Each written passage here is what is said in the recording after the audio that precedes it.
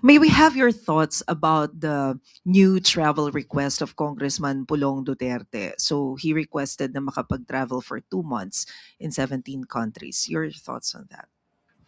Nais niya magbiyahe. May pera siya. Gawin niya yung pera niya, sabi niya. 17 countries? Di, nasa kanya po yun. At kailangan din siguro malaman ng constituents niya, na siya ay nasa ibang bansa at nasa bakasyon ng halos more than 2 months. So, wala tayong masasabi kung yan ang nais niya. But since it's a personal travel, he is not required to report to his constituent. Ganun po ba yun? Do you find this concerning in a way? Dapat malaman ng mga constituents niya dahil more than 2 months siya mawawala.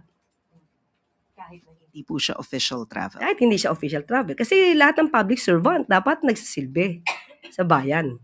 At kung magbabakasyon ng mahigit 2 buwan, hindi natin alam kung paano niya i-explain ito sa kanyang constituents. Well, anyway, meron siya. Alam niya naman po ang kanyang ginagawa.